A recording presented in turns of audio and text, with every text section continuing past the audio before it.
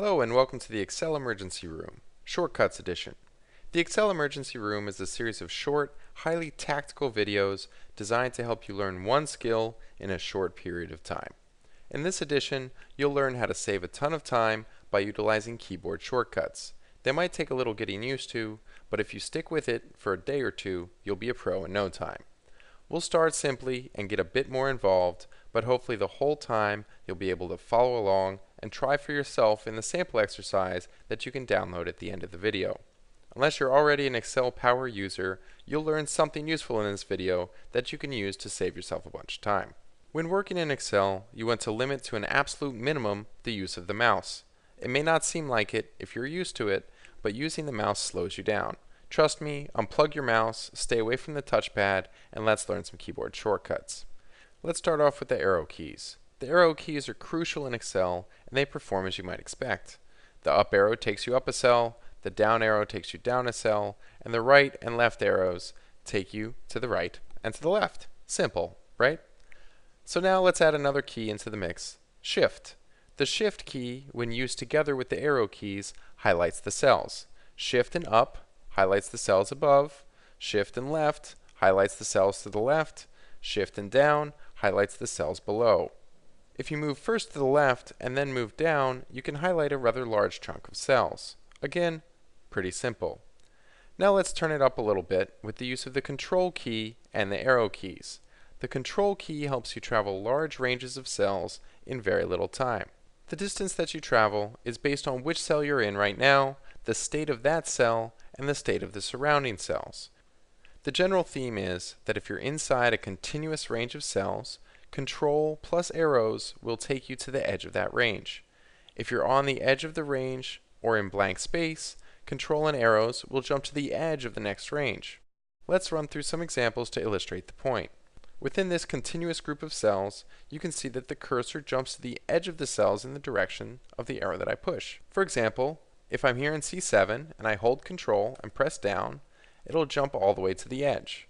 Also, if I'm here in C26 and I want to go Control to the left, it'll jump to the edge, just like here, and here, and here, and here, and here, jumping around the edges of the group. However, if I'm here in open space, it will take me to the first filled in cell to the left. So if I go Control and to the left, it will take me to the first filled in cell. Here, if I go Control and to the right, seeing as how I'm on the right edge of the cells, it will take me all the way to the right side of the spreadsheet because there are no filled cells in between. So if I go Control and left, I'll go back to the edge. And as you might imagine, if I go Control and up, it'll jump to the filled in F13. Now if I go Control and up here, where will it go? It will cross all of that empty space and go onto the next filled in cell up in F5. So Control up arrow, as you see here, will go to F5, and Control left arrow, where will that go? That will jump to C5. Then if we want to go all the way down to C26, Control down arrow jumps that way. Now we're going to combine these keys that we saw, the arrow keys, the Shift key, and the Control keys, and we're going to create something even more powerful than Control and the arrow keys by themselves.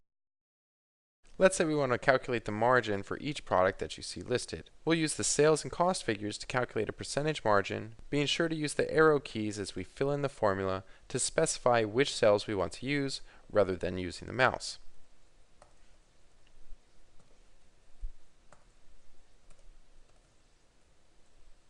So now we have one cell that calculates the margin. But how can we use the power of Excel formulas to duplicate that cell's calculation for all of the products?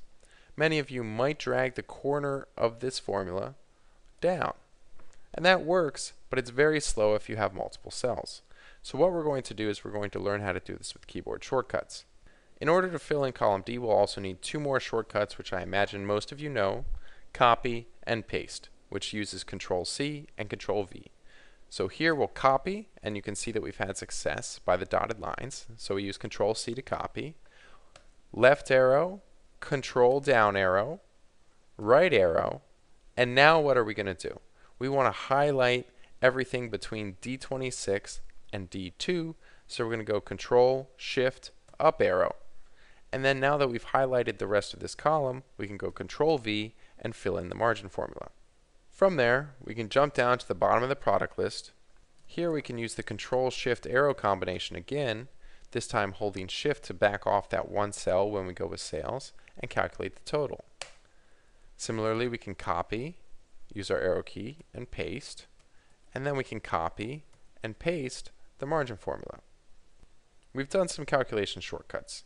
Now let's say we want to put some shading up into those labels at the top and put a box around that section as well. So let's show you how to do that using the wonder of the Alt key.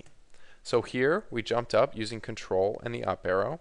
Then we're going to go Control Shift left arrow to highlight everything. So now we're going to change the background color of these cells. How would you normally do this with the mouse? You'd go to your Home tab, then you go over here, and you'd find the background color that you want to apply, correct? Great. Well, let's do that with the keyboard. So if we hit the Alt key once, you can see these tiles that show up. And you see the H tile is on the Home tab, just like the N tile is on the Insert tab and the P tile is on the Page Layout tab. What we want to do is we want to stay on the Home tab, so we'll hit H. And then by coincidence, the paint bucket to fill in the background of the cells is also H. So we'll hit H again, and then we'll go and we'll use our arrow keys to find the gray that we want. Here we can hit Enter, and we've applied the color that we wanted to our labels. Now let's say that we want to apply a border. What are we going to do? Control Shift to the right. So we'll highlight those. Alt, Home, then B for border, as you can see. Then we want to apply a thick border, so you can either use your arrow keys or you can just hit T.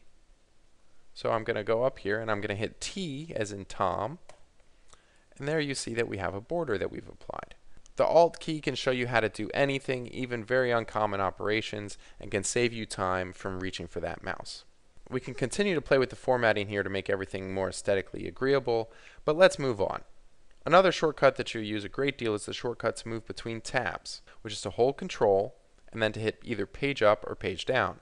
So as you can see, I can hold Control, hit page down, and move tabs. Then I can hit page up, move back, page down, move again. So on the second tab, you can see that we have a much larger data set, and even hitting page down a whole bunch of times isn't going to do it. But if I move over to where I can travel down the row and I hit Control and down arrow, I can move all the way down and all the way up very, very quickly.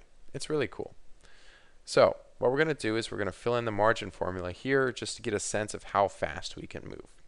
So I want to grab the margin formula from over on the smaller tab, so I'll go Control Page Up.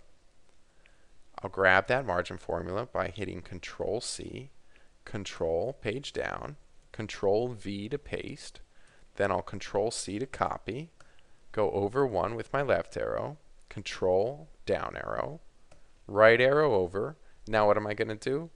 I'm going to hit Control Shift up arrow and then paste. And as you can see, all the way down here, I've filled in my formulas. I'm over in row 3755 and all the way up here as well.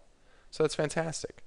And just to review, let's port a border around our labels. So that's Alt, you can let go of the Alt key, H, B for border, T for thick box border, and then let's add a little bit of shading, Alt, H, H. Then we'll use our down arrow and we'll select that gray. Let's say we wanted to make the text red just for fun, Alt, H, then you can see FC will get you the text color, and then we'll move over into this red here. Enter. That's wonderful. And with that, you have your start and keyboard shortcuts. I really recommend that you dedicate yourself to learning these, and though it will be a little painful at first, a little awkward, you can make a ton of progress if you stick with it for just a couple days, and soon they'll be in your muscle memory, and you'll be cruising along in no time. Thanks for joining me for this session of Excel Emergency Room, and stay tuned for many more episodes to come. Feel free to download the exercise that we worked on so that you can practice and follow along with the video if you want to watch again. And if you had trouble understanding why the formula shifted when we copied and pasted and were able to duplicate all the way down, have no fear, we'll cover that and even more in the next Excel Emergency Room. Thanks again, and happy excelling.